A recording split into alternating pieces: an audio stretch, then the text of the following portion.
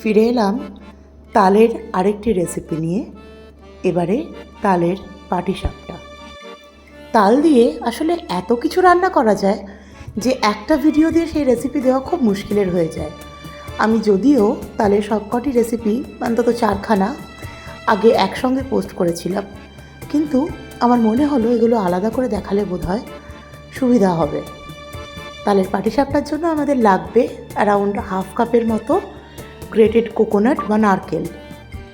এছাড়া অবশ্যই লাগবে তালের মাড়ি। তো তালের মাড়ি বের করার যে প্রসেস, সেটা আমি একটা আলাদা ভিডিও করে দেখিয়েছি। সেই ভিডিওর লিঙ্ক এখানে দেওয়া আছে কমেন্ট বক্সে, এবং লিঙ্কেও আপনারা দেখে নিতে পারেন। 3 কাপের মতো তালের মাড়ি নিয়ে সেই তালের মাড়িটিকে একটা রিডাকশন বানিয়ে নিতে হবে। তার জন্য 5 মিনিট খুব কম আঁচে এই তালের মাড়িটিকে রান্না করতে হবে। হয়ে গেলে তার থেকে 1 কাপ রিডাকশন সরিয়ে নিতে হবে। এরপর এর মধ্যে দিয়ে দেবো হাফ কাপ দুধ। দুধটা দিয়ে খুব ভালো করে মিশিয়ে আরও 2 কাপের মতো দুধ দিয়ে পাতলা করে নেব। এই দুধটা যখন দেওয়া হবে তখন কিন্তু খুব ভালো করে মেশাবেন, না হলে ফেটে যাবে। এরপরে দেব 2 কাপের মতো গুড়। গুড়ের বদলে আপনারা চাইলে চিনিও দিতে পারেন। গুড় দিয়ে 5 মিনিট মতো কম আঁচে রান্না করা হবে। তালকে আগে ফুটিয়ে নেওয়া হয়, তার একটাই কারণ, তাতে তালের যে তেতো ভাবটা থাকে সেটা একটু কেটে যায়। এই যে দুধ সমেত তালটি ফুটলো, এর মধ্যে থেকে 2/3 আমরা সরিয়ে রাখবো, সেটা দিয়ে তাল ক্ষীর হবে। তার রেসিপি আমি আলাদা করে দেব। আর বাকি যে 1/3 আছে সেটা একটি কড়াই নিয়ে খুব কম আঁচে বসাবো। এটা একটু যখন ফুটে উঠবে কম আঁচে, তখন আমরা এর মধ্যে দিয়ে দেব অ্যারাউন্ড হাফ কাপের মতো রোস্টেড সুজি। সুজিটা আমি আগেই রোস্ট করে নিয়েছি। সুজি দেওয়ার পরে খুব ভালো করে মেশাবেন যাতে এর মধ্যে কোনো লাম্প না ফর্ম করে। সুজি দেখুন, সুজি ভালো করে খুব তালের সঙ্গে মিশে যাচ্ছে আর বেশ ঘন একটা মিশ্রণ তৈরি হয়ে যাচ্ছে। এই সময় কিন্তু কন্টিনিউয়াসলি একটা খুন্তি বা স্প্যাটুলা দিয়ে মেশাতে থাকবেন। এরপরে দিয়ে দেবেন হাফ কাপের মতো নারকেল কোড়া। নারকেল কোড়াটি দিয়েও খুব ভালো করে মিশিয়ে নিতে হবে। এটা যখন মিশে বেশ ঘন একটা মিশ্রণ তৈরি হয়ে যাবে, তখন তালের খিরসা তৈরি হয়ে যাবে। এরপর আমরা তৈরি করব পাটিসাপটার যে শেলটা, তার ব্যাটার। তার জন্য নেব 1 কাপ ময়দা। এই 1 কাপ ময়দার মধ্যে দিয়ে দেব হাফ কাপের মতো চালের গুঁড়ি। চালের গুঁড়ি ক্রিস্পিনেসটা আনে।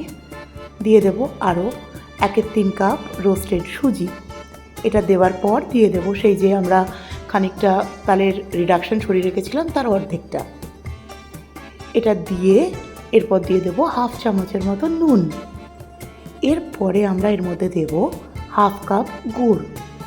এগুলো দিয়ে একটু বেশ ভালো করে মিশিয়ে নেব। যখন বেশ ভালো করে এগুলো মিশে যাবে, তখন এর মধ্যে আমরা দুধ দিয়ে একটা না ঘন না পাতলা ব্যাটার তৈরি করব। আমাদের অ্যারাউন্ড 1.5 কাপের মতো দুধ লাগবে এই ব্যাটারটি তৈরি করতে। তবে পুরো দুধ একসঙ্গে দেবেন না, অল্প অল্প করে দুধ দিয়ে মেশাতে থাকবেন। প্যানকেকের ব্যাটার যেরকম হয় সেরকম পাতলা তৈরি হয় এই ব্যাটারটি। দেখুন, 1.5 কাপের মতো যে দুধ আছে সেটা একটু একটু করে মিশিয়ে পাটিসাপটার ব্যাটারটা আমরা তৈরি করে নিচ্ছি।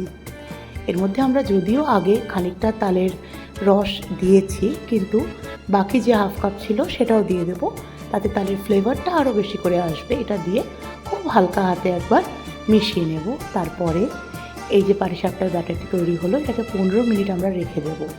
তারপর পাটিসাপটা তৈরি করা হবে। আমি ননস্টিক প্যান ব্যবহার করি পাটিসাপটা তৈরি করতে। এখানে একটা বেগুনের বোঁটা ব্যবহার করেছি এই প্যানটির গায়ে ঘি ব্রাশ করার জন্য। এর বদলে আপনারা চাইলে একটা ব্রাশ ব্যবহার করতেই পারেন, কিন্তু আমার বেগুনের বোঁটা দিয়ে খুব সুবিধা হয়। দেখুন, বেগুনের বোঁটার গায়ে একটুখানি ঘি লাগিয়ে ব্রাশ করে নিলাম।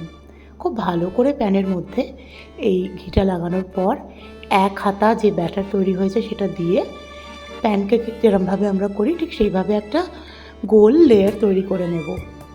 এটা দেবার পরে 1 মিনিট মতো রান্না হবে, কারণ যেহেতু ময়দার ব্যবহার হচ্ছে এটা কিন্তু কাঁচা থাকলে চলবে না। 1 মিনিট মতো রান্না হয়ে গেলে আমরা উপর থেকে একটা ঢাকা দিয়ে দেব।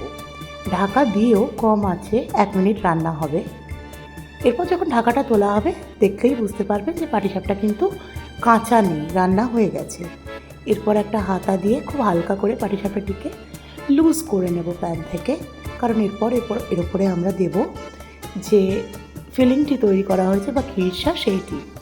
2 চামচের মতো তালের ক্ষীরসা এর মধ্যে আমরা দিয়ে দেব। দেবার পরে ফ্লিপ করে একটা রোলের মতো তৈরি করলেই পাটিসাপটা তৈরি হয়ে যাবে। দেখুন একটা তালের পাটিসাপটা কিন্তু তৈরি হয়ে গেল। এইবারে এই তালের পাটিসাপটাটিকে একটা থালার মধ্যে তুলে নিন, আর তারপরে একই পদ্ধতিতে বাকি যে পাটিসাপটাগুলো আছে সেগুলোও বানিয়ে নিন। জন্মাষ্টমীর সময় তালের পাটিসাপটা, তালের ক্ষীর, তালের লুচি এগুলো তো তৈরি হয়, এছাড়া তালের বড়াও হয়। তালের বড়ার রেসিপি আমি অলরেডি দিয়েছি। এরপরে যে রেসিপিটি আসছে সেটি হচ্ছে তাল ক্ষীর। আমি এই সিরিজটির নাম দিয়েছি তাল সিরিজ। জানাবেন রেসিপিটি কেমন লাগলো, আমি আবার ফিরে আসবো।